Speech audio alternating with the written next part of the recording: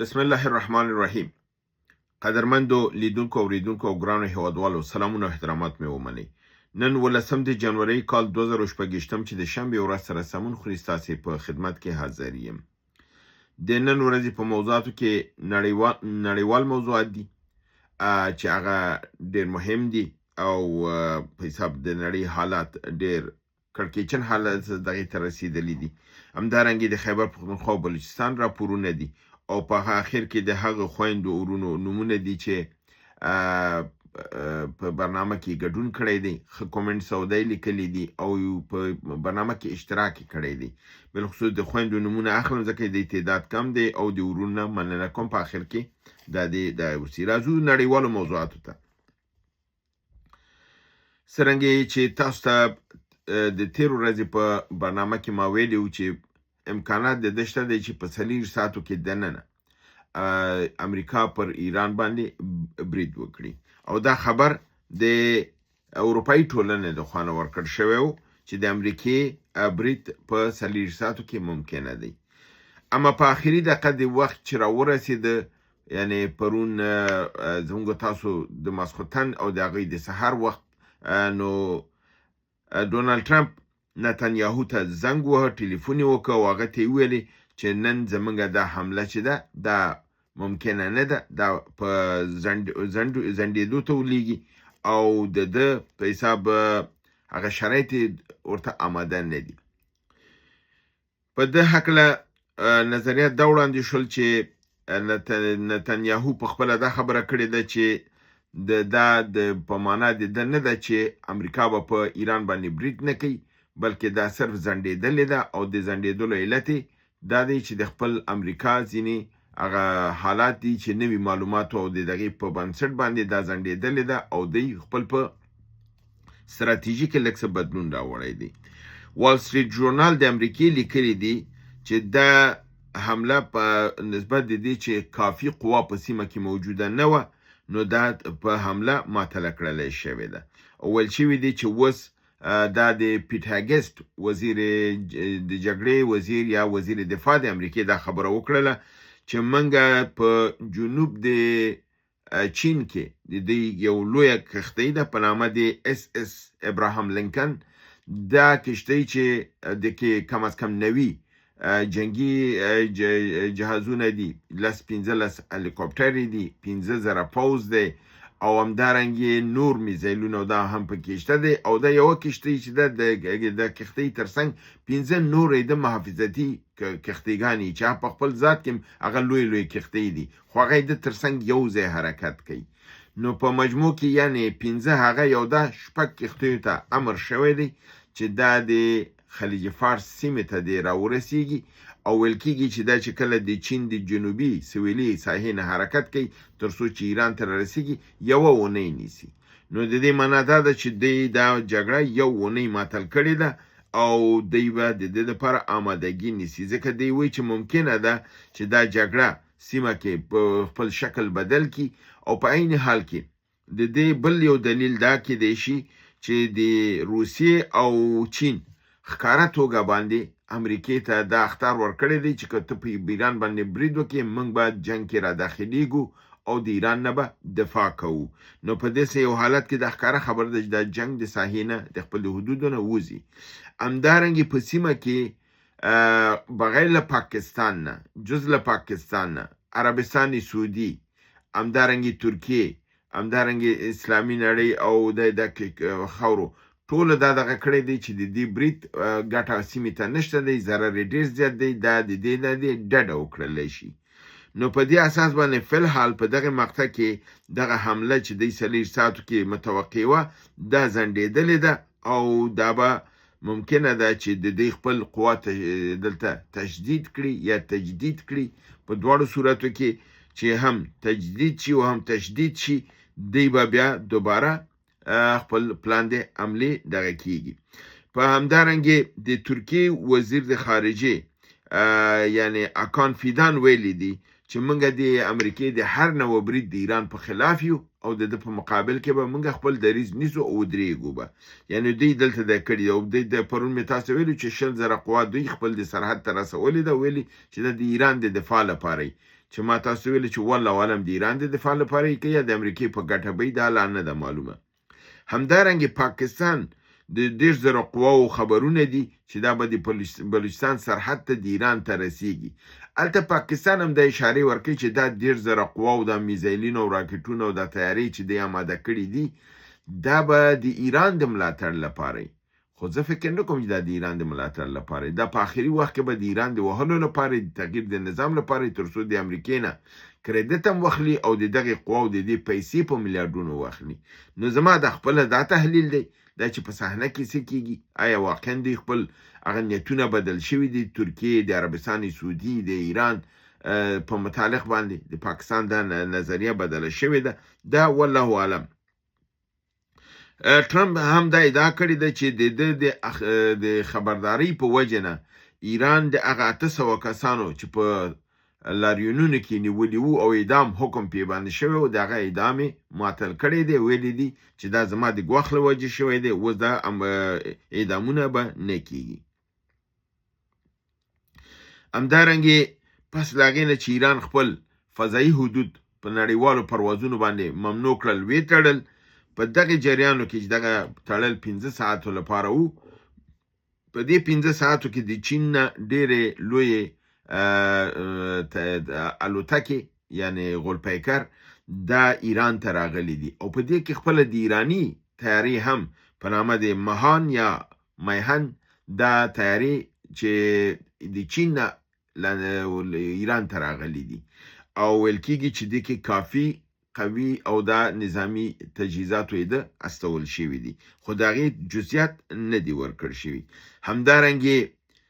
د کوریای شمالي د ایران په طرفداري دا دغه کړی دی چې که امریکا پر ایران برید وکړي دی به په امریکا باندې برید کوي او د ټیسټ په دغې توګه باندې 2 بالستیک نوي میزایلونه د جاپان د اوبو ته ور الوزولي دي او ور ارتولي دي او هلته دا په هغه نږدې ساعتو کې لګېدلي دي چې کومو جزیرو کې د امریکا قواوې دي. تاسو معلومه ده په جاپان کې د امریکا 8000 قوا ده او هغه هلته په د جاپان سره په جزایرو کې دي. دی هماغه جزایرو ته نږدې دغه وار کړی دی او د یو د اخطار په شکل کې کړی دی. همدارنګې بل خبر دا دی چې د سپاهي پاسدارانو مخکنی قمندان یا اوس برحال یو جنرال د ایران د قواو محسن رضایی نن په ترڅ یو لوی پریس کانفرنس کې دا خبره وکړه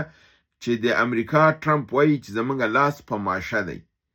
او زمونږ ګوته په ماشه ده، نو دی ویلي چې ګوته به یې ورماته کو او لاس به یې ورمات کو چې دی په دې ماشې باندې لاس کوي، یعنې په دې ټریګر باندې لاس راکاږي. او زمین کې دا ویلي چې کافي معلومات زمونږ ترلاسه شوي دي، موږ دا کسان چې نیولي دي د دې کسانو کې د کافي معلومات او اقرارونه موږ ته لاس راغلي. یو کس دوی نیولی دی چې هغې اقرار کړی دی چې د 900 میلیونو تومانو په ارزښت سره د په حساب ترهګري عمل په ایران کې انجام کړی دی او د هماغه معلومات په اساس ویل شوي دي چې دغه ترهګري پروګرام په ایران کې دغه ترهګري پروګرام په ایران کې د یو ګاونډي مملکت کې د امریکا، اسرائیل او د اروپایي ټولنې استخباراتو په شمول دا جلسه شوې ده، دا پروګرام هلته جوړ شوی دی او د هر کار لپاره یو قیمت تعیین شوی دی. لکه د یو انسان وژلو لپاره په ایران کې د یو کس د وژلو لپاره 500 میلیونه تومنه قیمت کېښودل شوی دی. د موټرونو ته د ور اچونو باندې 200 میلیونه تومنه قیمت کېښودل شوی دی. د نظامی اډو یا د پولیسو پر اډو باندې قرارګاه باندې یا په دې باندې برید باندې 80 میلیونه تومنه ورکړل شوي دي. د هر مزاحمتي حرکت لپاره، یعنی که چېرته شعار ورکول کېږي، دوکان باندې برید کېږي، کس باندې دغه کېږي، حمله کېږي یا په انټرنیټ کې کوم خبر دغه کېږي، هغې باندې په وړوکي حرکت باندې 15 میلیونه تومنه انعام ایښودل شوی دی. نو په دې رقم سره دوی ویلي دي چې دا په خپله ښیي چې په څومره لویه پیمانه باندې دا کار شوی دی.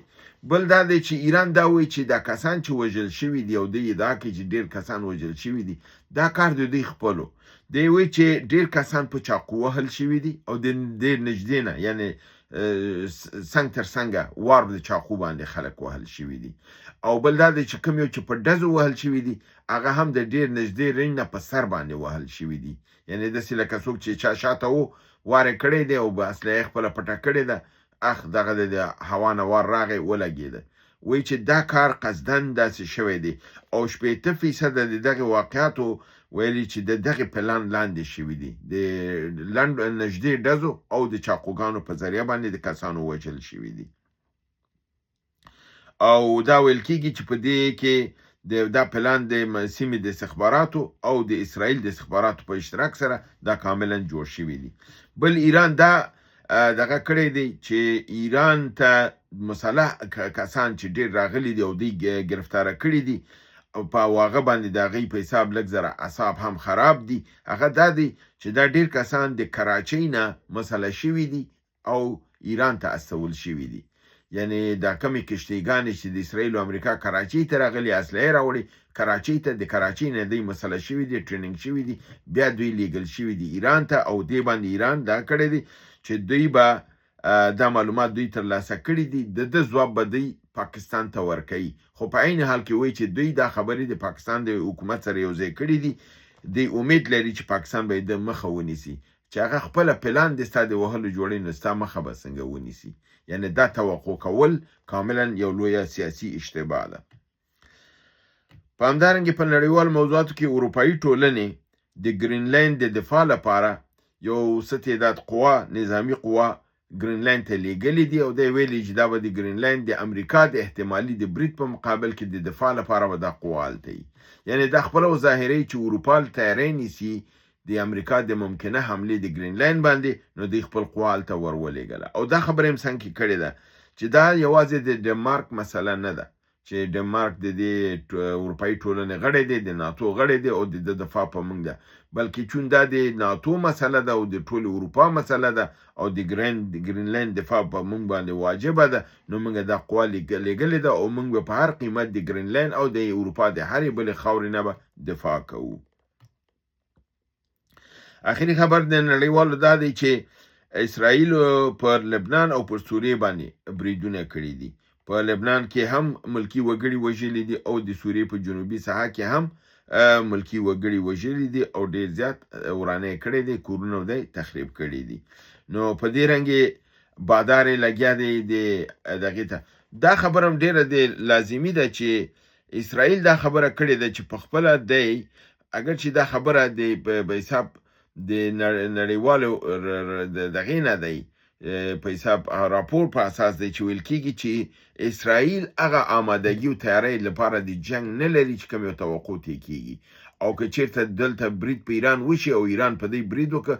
اسرائیل په مقابل کې نشي ودرېدلی اسرائیل په دې تمه دی چې دغه جنگ به مکمل امریکا خپل په اوږه اخلي نو په دې رقم سره باید اسرائیل دفاع کېږي که چیرته دغه برید په ایران باندې وشي او ایران برید په اسرائیل باندې وکړي اسرائیل بچ نه پاتې کېږي دا خبره ډیره مهمه ده چې دا باید دلته تذکر شي راځم جهادي عملیاتو ته په پاکستان یعنی ډیورند اغاړي یو په بلوچستان کې په خاران سیمه کې برید شوی دی او د پوز ته ډیر زیات تاوان رسیدلی دی کسان وژل شوي دي ویل کېږي چې د خاران د ښار امنیت او دا د ازادي غوښتونکو لاس ته ولوېدلی دی خو تاسو معلومه ده چې دا ډیر زیات دوام نه کوي ځکه چې هلته بیا فضایي حملې کېږي جازونه ځي او هلیکوپټر ځي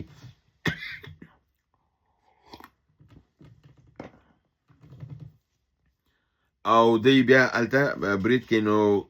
مدا خپل هغه دغه ښودلی دی فشار یې راوړی دی پوځ ته یې هلته ضربه رسولې ده او بیا د سیمې نه به بېرته ووتي 15 د جنوري 2018 په خیبر پښتونخوا کې چې کوم عملیات شوي دي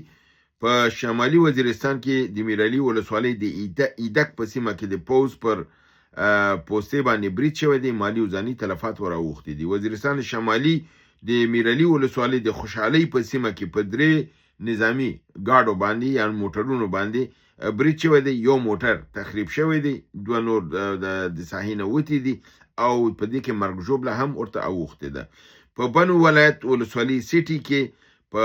د کینټ په ساحه کې مجاهدینو د الفاروق AF-70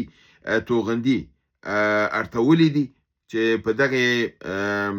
کینټ کې دننه چې دا توغندي لګېدې دي 10 کسه وژل شوي دي او نور ټپیان شوي دي. ولایت پېښور د FR پېښور ولسوالۍ اسنخیل چکر میله سیمه کې د آرمي پوسټ باندې برید شوی دی چې متعدد هلاکتونو او د ټپیانو خبر راغلی دی. ولایت باجوړ ولسوالۍ ریاست پاټک بازار کې هدفمند برید په ترڅ کې یو پولیس وژل شوی دی. ولایت کورمه ولسوالۍ سده کلی ټاټانک په کورونو او په مسجد باندې اردو بمبارد کړی دی، مسجد عمران کړی دی او کورونو ته هم صدمه رسولې ده. هیله ده چې برنامه وګورئ، خوا کې دوستان سره شریکه کړئ. تر بل برنامې چې تاسو حضور ته حاضرېږم، تاسو په لوی وبخئ چې مخکې دې نه خدای پاماني وکړمه د هغې خویندو ورونو نه چې ما غوښته تشکري وکړمه، د هغې نومونه اخلم، بیا تاسو سره به زه خدای پاماني وکړم. نن ورځې یعنې د پرون ورځې په برنامه کې چې کوم یو نشره شوې وه، سارا اندرسن، نادیه هاشمي، نرګس اصغري، فوزیه هاشمي،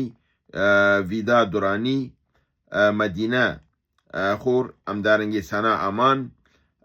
فوزیه، فهیمه مستمندی، لیلی، همدارنګه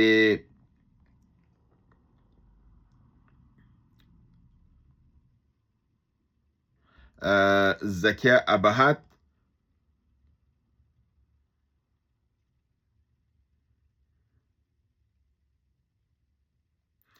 دلته د یو نوم دی داسې درست نه دی لیکل شوی، نه پوهېږم چې غلطې وانخلمه. دغه خویندو ټولو اشتراک کړی دی او د دې د ټولو نه مننه کومه.